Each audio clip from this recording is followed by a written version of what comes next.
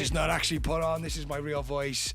I sound like shit. Yeah, you look surprisingly well though. Yeah, Actually. I'm looking all right. I don't know, like fucking death. Yeah. Yeah, we're back. It's just me and Chris doing an episode together. Episode 29. Gosh, already. Yeah, 29, nearly 30. Oof. Nearly 30. Almost as old as me. I know. So we're here late night in a secret location. Storm outside, the end of the world's It's nigh. really kicking off out there. Yeah. Fucking trenches opening the door, like, you know? Yeah. So, Alex, I'll make my excuses now. I do apologise for my voice. I'll try my best. You sound like a proper, like, voice stalker, don't Is you? it, I felt like a fucking... I said the other day I sound like Barry White, Yeah. stroke sex pest. yeah, that's what I meant, actually. So, yeah. Anyway, so we're going to have a good chat today. Chris was on a YouTube mission the other night, Stupid. on his night off, and he stumbled across some interesting people. I think it all stemmed from me and Tom's holiday, actually. When we were in Ibiza, and we put some videos up, and there was all these super yachts. Yeah. And it was ridiculous. Have you seen some of the pictures? Yeah, the big, super yachts, big, they're big phenomenal.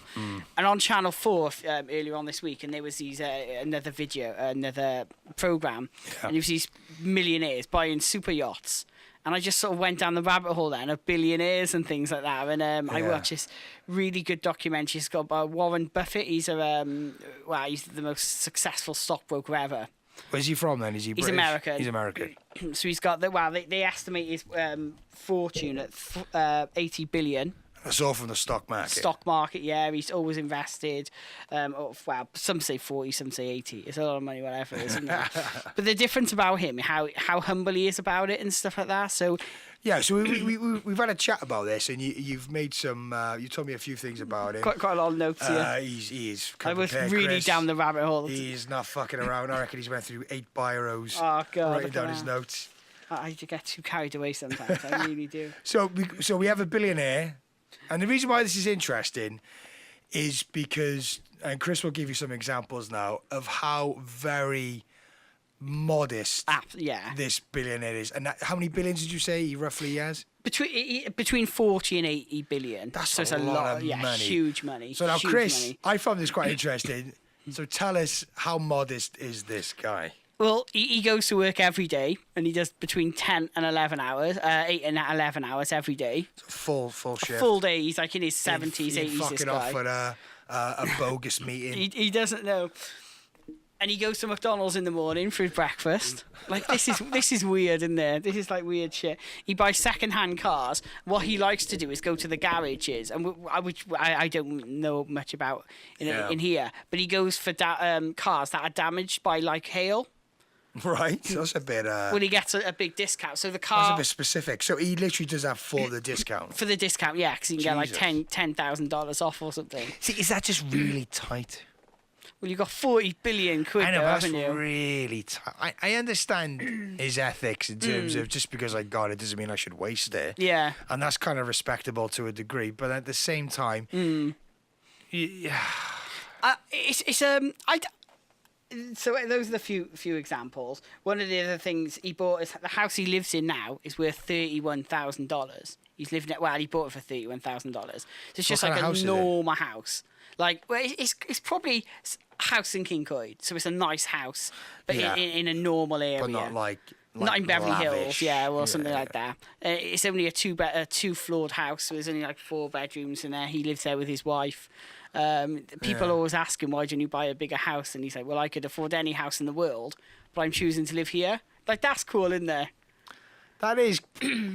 I mean, having a big house can mean more work. Like, cleaning a house.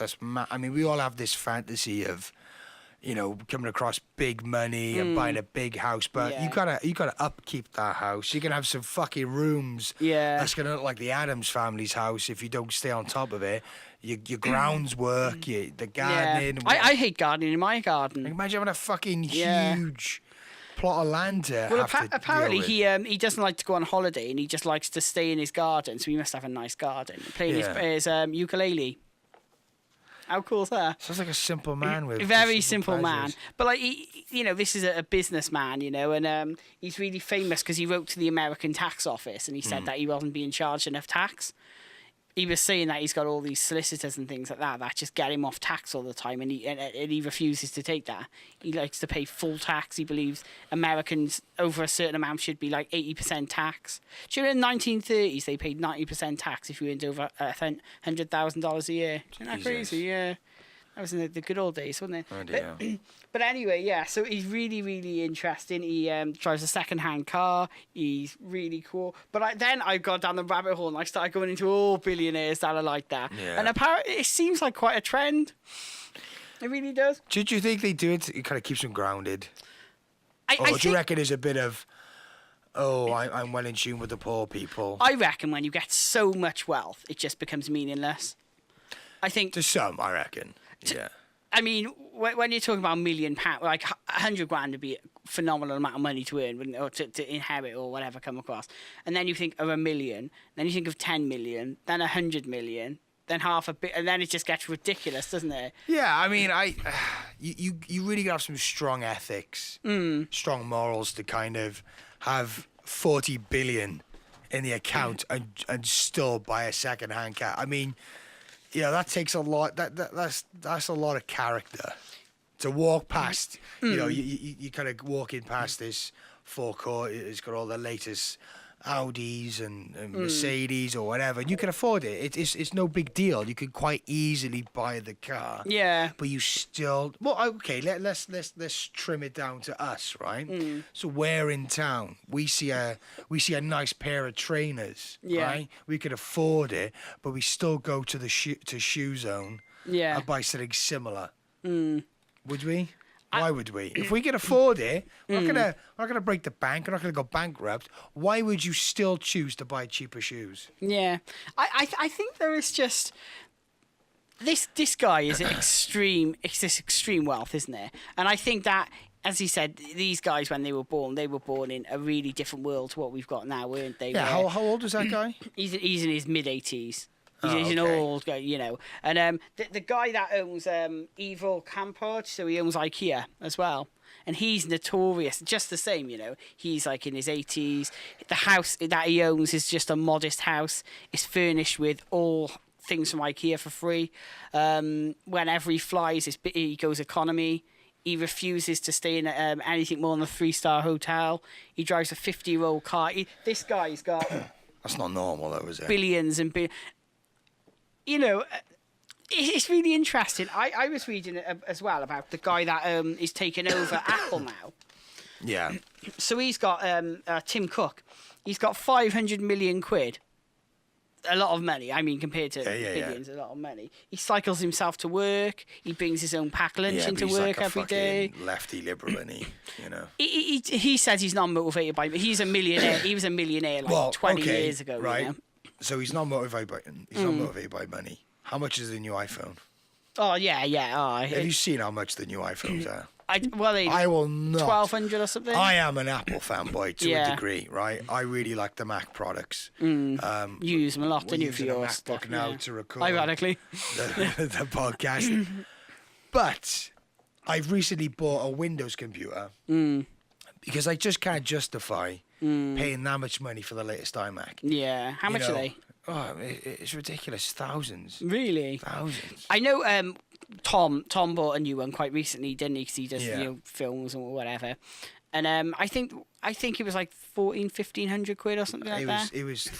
I think it was over 2,000. Well, his one. Yeah. What the fuck I is think it? it was over $2,000. Yeah. It's a lot of money, isn't there? And it's a hell of a lot of money. The worst thing is with it is, unlike a Windows Tower computer, you can't upgrade them, or you can't upgrade everything. You know, you're quite limited to like just upgrading the RAM or the hard drive. Yeah. But when you're doing graphic, intense medium, whether it be photos or video in particular, you need to upgrade your graphics card. Yeah. But with the iMacs, that means you've got to buy a whole new iMac. Yeah. Oh, they're clever.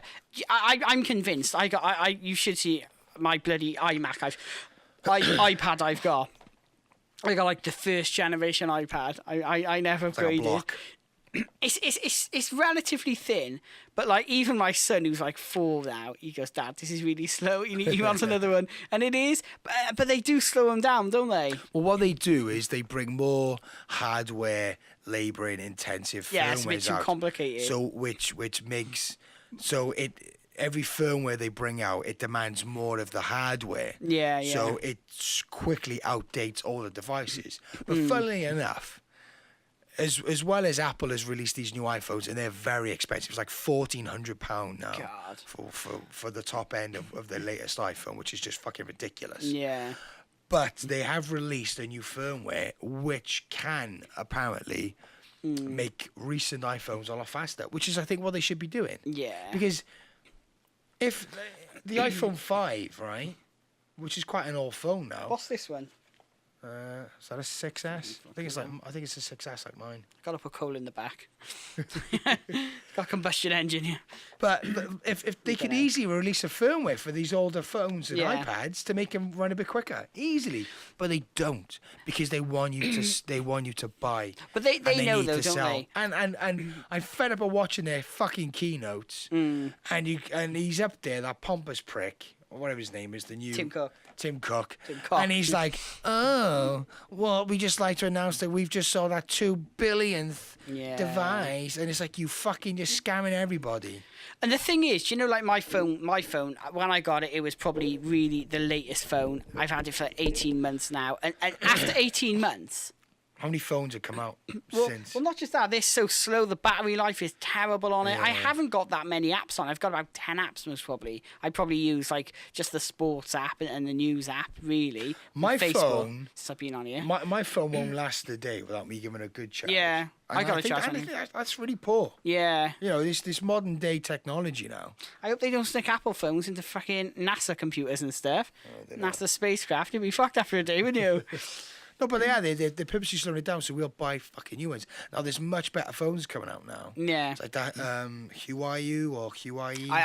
You're talking to the wrong techie here, Jim. Sorry, mate. Well, they got these new phones from China. People are quite suspicious of these phones. Oh, they believe they've got listening devices. Yeah, and because they're all from sorts, China. People think that they got listening devices on it. But let's face it, what are they going to gain from the general public? I would feel so sorry for anyone that listened to my phone calls. They'd be bored of shit. I just don't think people give enough fucks. I think people think they're more important than they are, don't they? Yeah, it's like, oh yeah, what's the latest porn add-ons on Cody? Oh, so and so. They didn't give a fuck what you're on about. I had a mate, right, that used to work in a call centre. Yeah, I think it was, what's the one, 101 or whatever? I don't know. 118. Yeah. And he used to say it'd be really surprising how many people would ring them up asking for like porn sites and all that. And he said this woman rang up and he was like, he knew what she wanted, but he just wanted her to say it. She was winding him up like, he's like, oh, excuse me, can you be a bit more specific? And he said it used to happen all the time. It's a bit weird, a woman phoning up for that, I suppose. I don't know, yeah. How women have needs, I suppose. I suppose they do. They all have a bit of porn, don't No, they? but, do you really think... Plus, also, we're all very conscious of our privacy. Yeah. But with the likes of Facebook, we're fucked. That's it. I think people put enough on Facebook. Game don't they? over. It is true. There's this YouTube guy called Dad Batman. Have you seen it? He has a mask on. Oh, yeah. He's really funny anyway. I'm Batman. Yeah. And his wife, it's raining really heavily like now, and his wife is sat outside taking a picture of it. And he goes out and goes, oh my God, it's raining. Put it on Facebook so people across the world know what the weather's like in here. Just trying to take the piss. And it's so true, isn't it? I was looking at Facebook tonight. I love just looking at the... You are recent to Facebook, though, aren't you? Yeah, I didn't... You didn't go on it at all? No. I was on it. It doesn't interest me at all. Let's... How old are you now, Chris? 21. Fuck off. 33. 33. So you can remember the time before Facebook. Yeah. You remember a time before mobile phones. Yeah. Now that they were the cool days. If there are any millennials listening out there or anybody under the age of 21, welcome. Yeah. But there were times where we didn't have all this shit.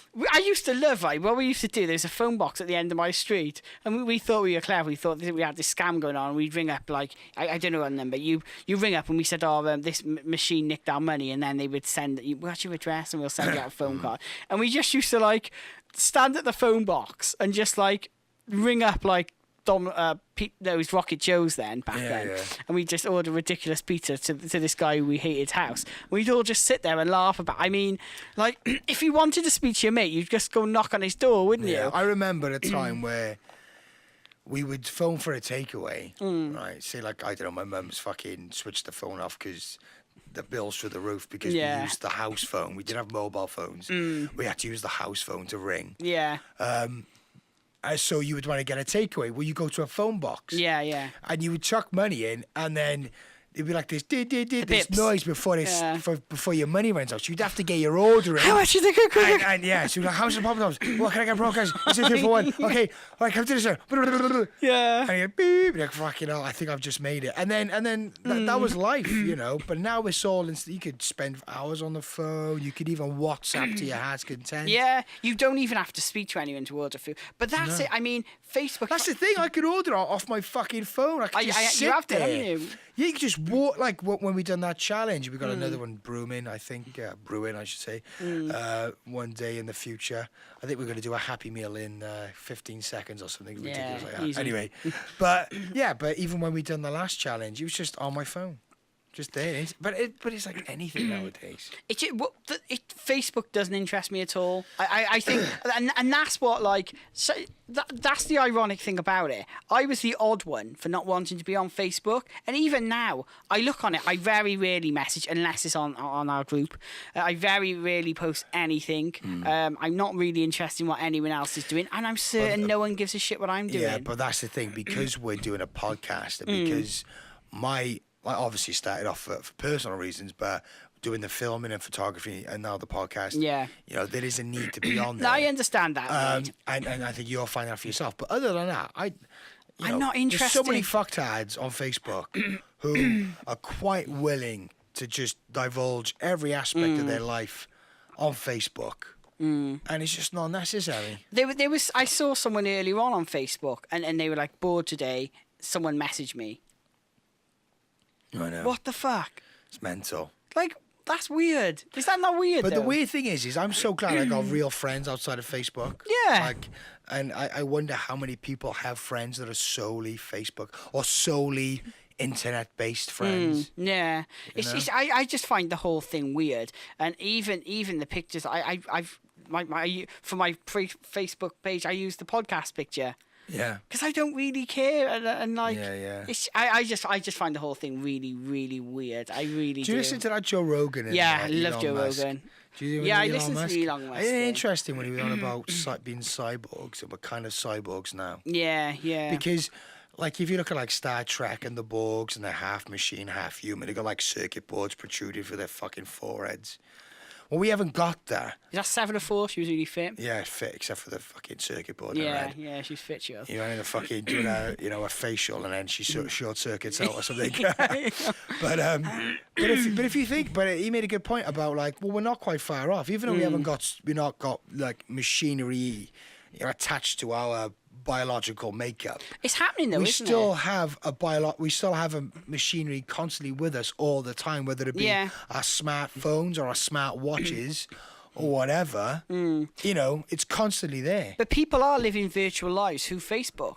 Yeah. You look at Facebook, you know, where people go and shopping. Yeah. I always, my brother James, whenever we go out, he always puts us on. He always logs us on. What is it called? I don't even know what it's called. Oh, that fucking tag you in or when you or sign in somewhere. I don't know. And it's so annoying.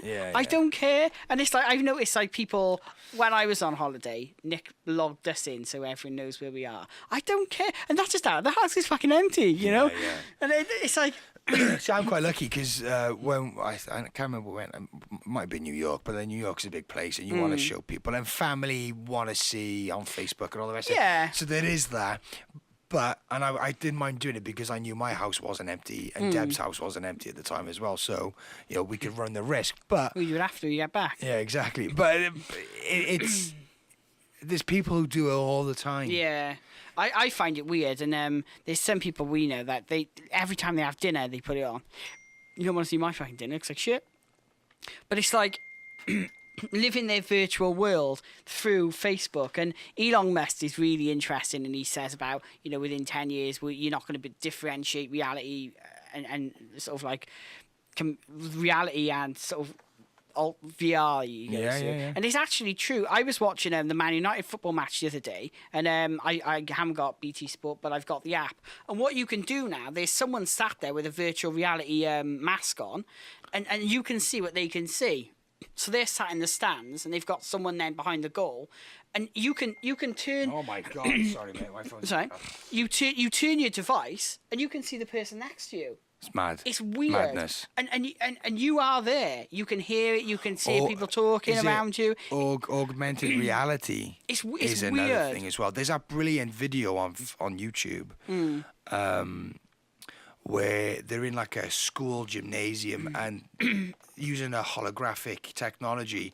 They actually make a whale come out of the fucking gymnasium floor in like full glory. It's amazing. Like life size, up and splashes. Now for me, that's amazing, isn't it? That's the future of schooling. Yeah. That's the future of education. And I was talking to my girlfriend today. She's a TA and she works obviously in a school with teachers and kids and education and all this kind of all the rest of it. And I said to her, I don't think we really need schools much longer. Yeah. Virtual schools in Scandinavia are massive, you know. Plus, would you? I mean, this all depends on if technology gets good enough to do it. But if you're connected with a device all the time that can literally give you the answers to anything and everything in any 1 minute, do you need school? Do you need school? Do you need school? I mean, because the whole idea of school is to educate you, not dumb. To gain but knowledge. then if you can gain knowledge on the fly whenever you want.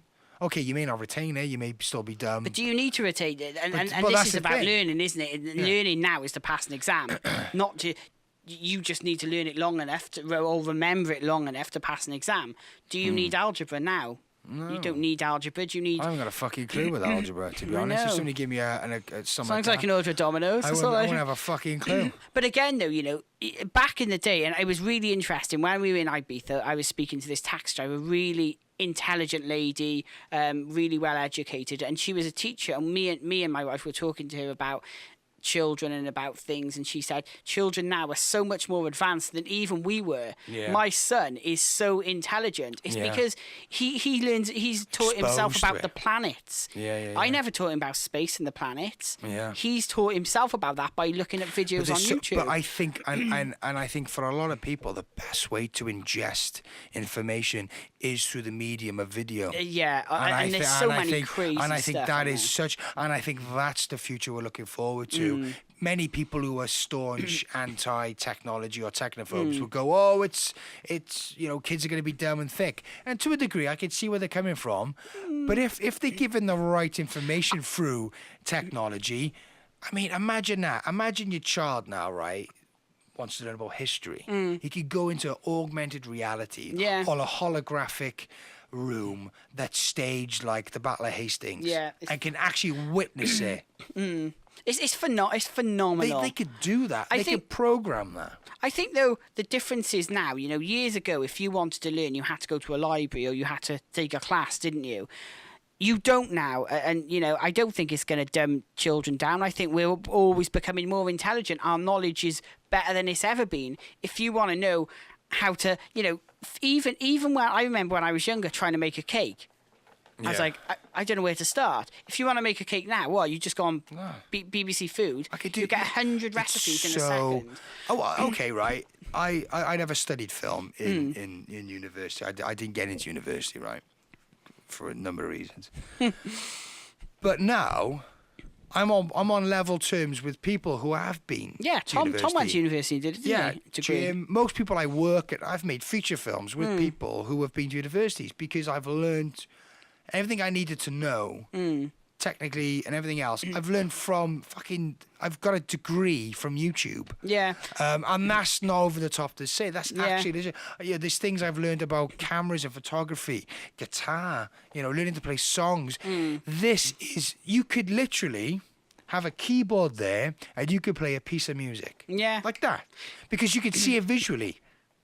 And it's so easy. But it's access as well, isn't it? Like, you can go on YouTube, and if you're interested in history, you can listen to the most knowledgeable person about that particular subject in the whole world.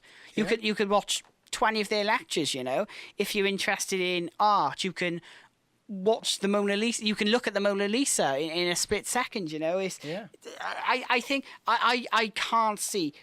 The only way people can be dumbed down is by not having access to information. We've got more access to information now than we ever before, and it's instantaneous. Do you know they were saying every single second there's like 100 trillion pieces of information being added onto the internet? So it's phenomenal. You just can't even fathom that. Do you know how many podcasts are added every month? I think it's so powerful. Trillion. I think it's so powerful. It will shape humanity.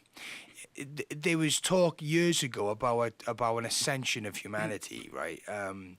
How do we get from a species that's dependent on planet resources, that fights over oil, that doesn't trust one another, and blah blah blah blah blah? How do we ascend to a point where we have a more clear view of what we should be doing, and we cut out the bullshit, we're able to manage resources and get on, and utopia and all the rest of it? And I really think it's the internet, because what the internet does is it constantly gives you information. Yeah. And what do we usually fight about, and why do we fight? Is because we don't have the information, or the information we're given is bogus, and we don't get the real deal, like religion, like politics. Like, if we look at all these third-party news media outlets now, whether it be the more conspiracy kind of side of things, or just like your more kind of open-minded side of things. Everybody's got a YouTube channel. Really politically minded people have got YouTube channels, and they're giving off free content, and a lot of the content is legit, and that's exposing systems that are in place in countries, that's exposing religions that are corrupt, and I think it's going to free people. And that's why I think the conspiracy theory movement is growing massively now.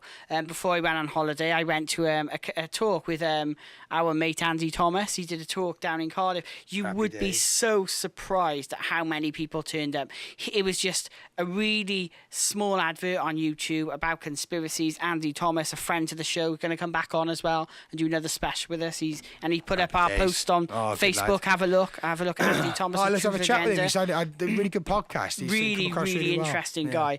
And just that little post, he had a room full of hundreds and hundreds of people. And as he said, nowadays people are questioning everything, because years ago, if you wanted news, it was the radio, it was BBC, maybe ITV, it was filtered, Sky. It was molded. Now you can go anywhere. You can access the documents. You can go on local newspaper stories where they happened. You can look at official government documents when they're available. And this is it. It's access to information. And I never believe the kids are dumbing down. Kids are so much more intelligent than we were. My son, if he keeps going the way he's going now, how intelligent he is, I dread to think where he's going. I'd love to think where he's going to end up. Well, but this is the thing. They are on a path which is different from what you and I were ever on. Yeah. So it's hard to judge, and it's hard to even know. And that's what's so scary. We don't know how this will impact on future generations. Yes, I think there will be some negative effects. But I also think that going forward, it's a lot of really positive possibilities for children with technology's help, and I think for us too. Like, there's a brilliant, like, the Venus Project. Have you looked into that? What's that? Oh, it's brilliant. You'll love it. Right. So basically, it was devised by a guy called Jacques Fresco. I'm not sure if he's still around. He's very old. The last time I seen his latest stuff a few years ago. Anyway, but he really believed that technology was the answer to a utopia, to a world where we wouldn't need money anymore. Because we're almost there, though, aren't we? Because the idea of possession would seem absolutely ridiculous, because we're not clambering for the next best car, because with technology, we have everything we possibly need. Not want, what we need. And he's on about we'd be able to kind of go from anywhere in the world, and there will be a place for us to stay. Yeah. And people we wouldn't be stuck to one country. We'd be global citizens, moving around constantly, and resources would be managed. Imagine what Trump would say about that. The EU would love that, wouldn't they? Resources would be managed by us, but mainly controlled by machinery and like AI and stuff like that. And we live in this utopia. Now, I know there's a lot of people who would listen to that and go, fuck off. What about the chavs up the road? And all that kind of stuff. But most crime, I think, comes from the system we have in place. I think it's you will have bad people, but I think the majority of crime comes from a place where generations of people have felt really hard done by, money, this crack den we live in where we're all wanting money. Everything we think about is money. There's money behind it. Every fucking thing. Everything. It's difficult though, because I agree with you in that people need money. Yeah. We need money to live, don't we? We need money, mortgages and everything's going up. And I think, I really do think consumerism is rammed down your throat. My son now, even now, he's being taken in by cartoons and adverts. Daddy, I want that for Christmas. I want that. Power Rangers, he wants to watch. He's not even just 4 like yet. They Live, mate. The film They Live. Have you seen They Live? No. Oh my God, Chris. I rubbish. I'm a documentary man. But again, though, it's consumerism, isn't it? It's the constant need to upgrade. Like now, we were talking earlier on, you can't just buy a phone. Can you do me a favour? Go on. No, I think you'll fucking love this film. Yeah. I really think you'll dig the fuck out of it, right? Yeah, it's a bit old. It's in the 80s, No, right? I'll watch it. It's such a fun film, quite comical in parts, entertaining. They Live, you said. They Live. But the story is very profound, right? And if you watch it, like he has these special glasses he puts on, right? He stumbles across. There's a whole story to it. But when he looks at certain things, it has these subconscious messages, and he can see it in black and white. And when he looks at a $10 bill, and it says, "This is your God." And it's such a really cool fucking film. But watch it. It is though, isn't it? But that silliness aside, that is the way we live.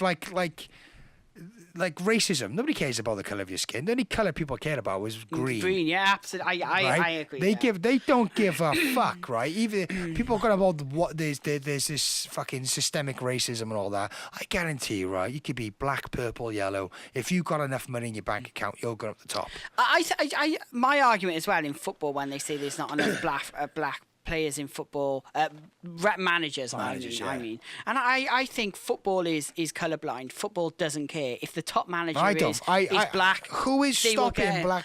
That'd be interesting to know, because obviously I've never been aware of a case where a black manager has been refused a job because he's black. Here, I'd like Ruud Gullit, Chris Hughton. Chris Hughton's a brilliant manager. Yeah, really good manager. But I don't know. And that's I think. I agree that. But money controls it. No one gives a fuck. No one gives a fuck. If you're handed over fucking millions of dollars, nobody gives a shit. And that's I think that's going back to what we were talking about, is that unfortunately everyone's clamoring for money. It's just the consumerism, isn't it? And as I was saying, the phone. Everyone's got to have the latest phone. But this is why I feel I feel a bit proud of myself by recognising I'm being ripped off. Yeah. I think people are now. Again, that's going back to information, isn't it? And thinking, do I need the latest phone? I really don't care. I really don't care. Do I need the latest car? I could probably go out now tomorrow and get a massive loan and get a bloody stupid car. Do I need that? No, I don't. Yeah. And it's just it's so fascinating. Anyway, I was watching this thing the other day, reading this article about the invention of money, and it's so fascinating. So money was basically an exchange of goods. Before money actually came about, it was the bartering system. Yeah. So people wouldn't carry money around. What they would say, they would exchange goods for it. Have this for this, yeah. But what then happened was, it's not very practical to go and bring all your belongings with you if you go in. When people started developing, people started going to different places. So instead of that, they would get something that was precious that they could exchange. And universally, things that are precious are things that are rare. So metals, jewelry, and jewelry's precious, gems and things. That's what people would exchange. Yeah. And then what people started doing then is, as money and jewelry's got more expensive, then people used to mint their own money. So you would get money or coins, and literally they would cut them in half. The coins and stuff. And then that's where the banks, so everyone, and it was quite a fair system, there was a small world economy that people would use. And then gold came along, so people started wanting gold, and gold has always been valuable. But then obviously it's not a very, very good idea to go around carrying shitloads of gold with you, and that's where banks came into it, and this is where things started getting complicated then, and instead of carrying you're the king. You're not going to carry your some people actually did, and I forget that it was this. Oh, Jesus Christ! I was watching this video yesterday on YouTube when I was doing my research for the show today, which we've gone way off topic, but that's fine. And there was this guy who was the king of it was sort of like northwest sort of Africa, and he was basically 90% of the gold that came out of Africa was mined in where he lived. He developed mining, so he was so rich. He once went on a pilgrimage to Mecca, and he invested they had so much money, like trillions of pounds in today's money. They actually caused inflation when they went into Mecca. They spent so much money in Mecca that they actually caused a sort of a depression in the society because so much money was flooding into that. Yeah. How unbelievable is that? And shall I tell you the richest person that's ever been? Who? Genghis Khan. Oh, that guy Genghis fucking... Khan.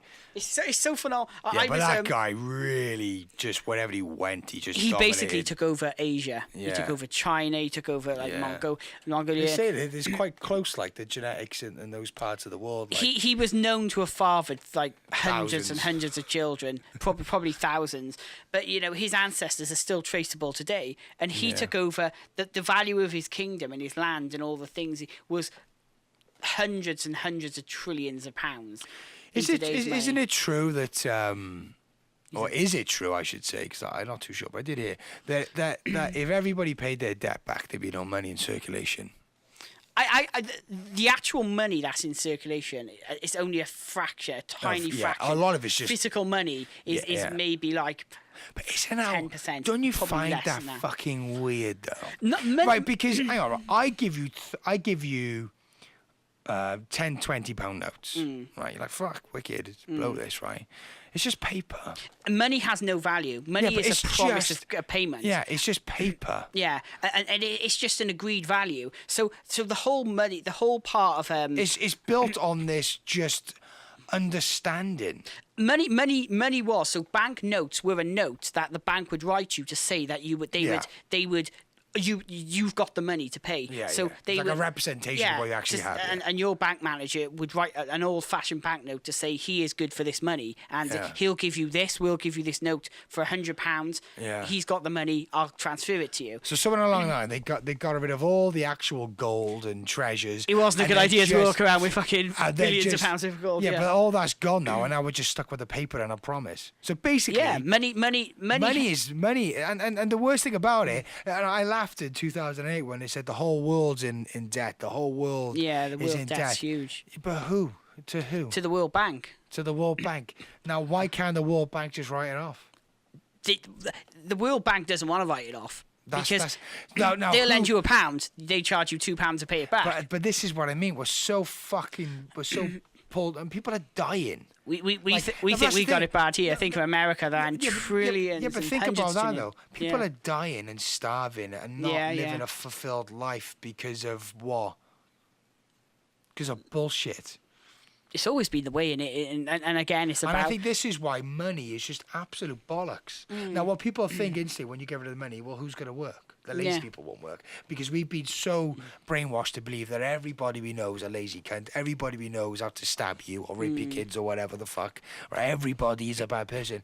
There are really bad people out there, but the majority, I think, who are banking, bad.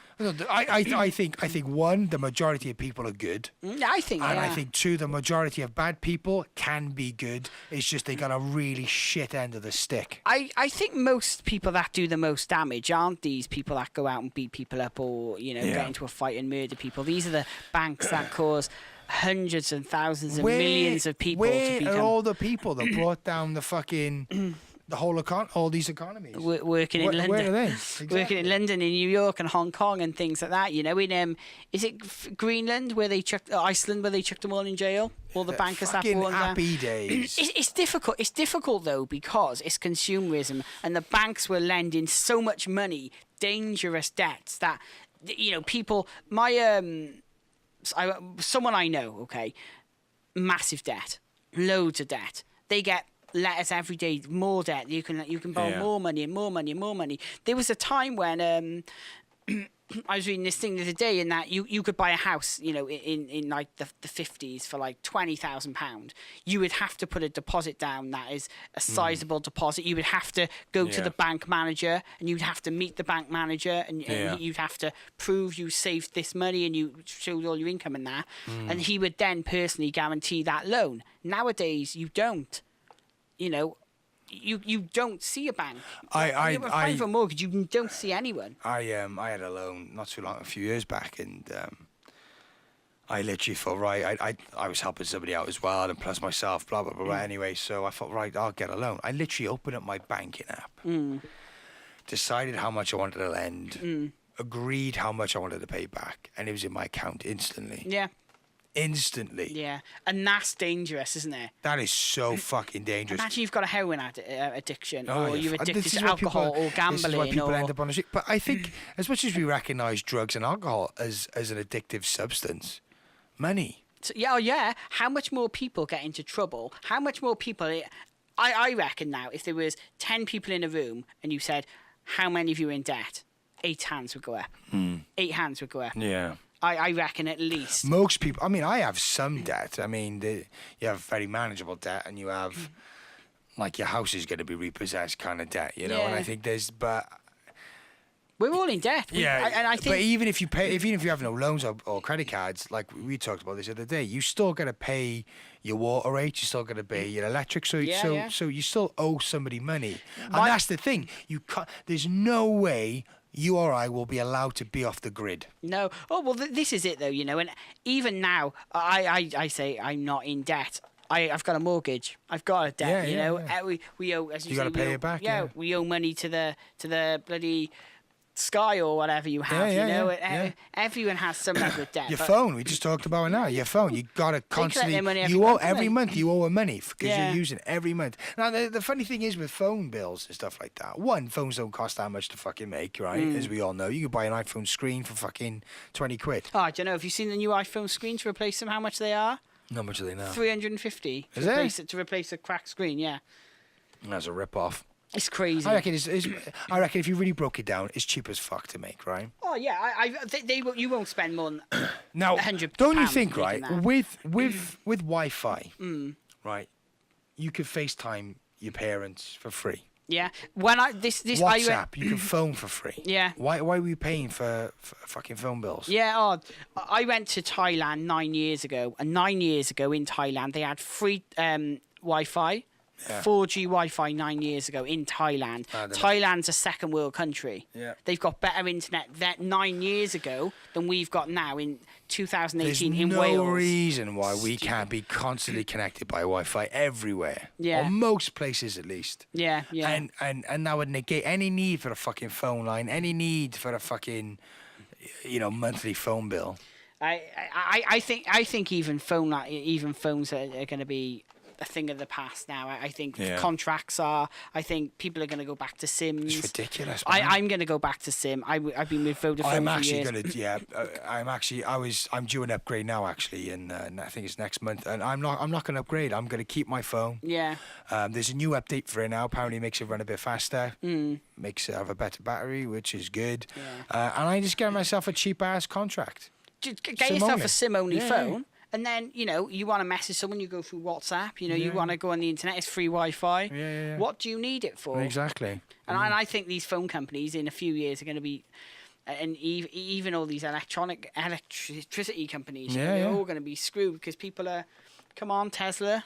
Let's find those fucking sort it out. Yeah, absolutely. Well, what we did, 45 minutes. I think we're going to call it a day. Yeah. It's been a late one. We're back now, Sunday. The full crew. Expect an advert, actually. We're going to come up with a little advert for Lad Chat Podcast, kind of spread the love, get us out there. Thanks for bearing with my voice. And my sore throat. We sound like a couple of ill twats. Drunky. A few like hell. It sounds like we've been smoking and drinking for about 50 years, doesn't it? Yeah, pretty much like a smoke-filled room. Yeah. A raging fire. Have and a glass of whiskey. Mitchell and Webb, the snooker commentators? No. Oh, that's bad. We sound like them, don't we? And they sat there with their whiskey, aren't they, in their cigars? Right, so you can get us on Lad Chat Podcast at yahoo.com. Lad Chat Podcast, YouTube, Instagram, SoundCloud, Podcast FM, Twitter. Please. FX, we find ourselves on weird stuff now. Yeah, you probably FX radio. just Google us, Lad Chat Podcast. Please like and subscribe. Get in touch. Join us on our Facebook page. So until next time, goodbye.